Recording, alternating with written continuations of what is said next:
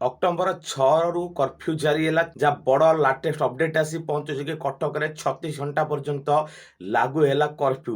ସମ୍ପୂର୍ଣ୍ଣ ଭାବରେ ଇଣ୍ଟରନେଟ୍କୁ ମଧ୍ୟ ବନ୍ଦ କରିଦିଆଯାଇଛି। କଟକରେ 36 ଘଣ୍ଟା କର୍ଫ୍ୟୁ ଜାରି ରହିଲା। କେଉଁ କେଉଁ ଅଞ୍ଚଳରେ କର୍ଫ୍ୟୁ ଜାରି ରହିଲା?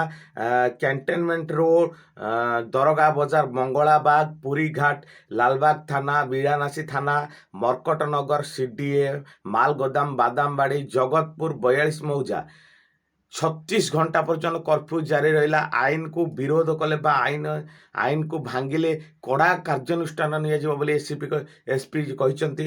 ଏବଂ ମେଡ଼ିକାଲ ଅତି ଆବଶ୍ୟକ ଜିନିଷ ଛାଡ଼ିଲେ କୌଣସି ଜିନିଷ ଆଣିପାରିବ ନାହିଁ ଏବଂ କଟକ ସମ୍ପୂର୍ଣ୍ଣ ଭାବରେ ବନ୍ଦ 36 ଘଣ୍ଟା ପର୍ଯ୍ୟନ୍ତ। ଏଥିସହିତ ଇଣ୍ଟରନେଟ୍ ମଧ୍ୟ ସମ୍ପୂର୍ଣ୍ଣ ଭାବରେ ବନ୍ଦ କରିଦିଆଯିବ। ଉପରେ କଟକଣା ରହିଲା 24 ଘଣ୍ଟା ପର୍ଯ୍ୟନ୍ତ। ସିଏମ୍ସି, ସିଡିଏ, 42 ମୌଜା ପାଇଁ କଟକଣା ରହିଲା। ହ୍ୱାଟ୍ସଆପ୍, ଇନଷ୍ଟା, ମୋବାଇଲ ଇଣ୍ଟରନେଟ୍ ଏବଂ ଫେସବୁକ୍, ଯାହା ଇଣ୍ଟରନେଟ୍ ସମ୍ପୂର୍ଣ୍ଣ ଭାବରେ ବନ୍ଦ କରିଦିଆଗଲା। କଟକ ଆସନ୍ତା 36 ଘଣ୍ଟା ପର୍ଯ୍ୟନ୍ତ କର୍ଫ୍ୟୁ ଜାରି ରହିଲା।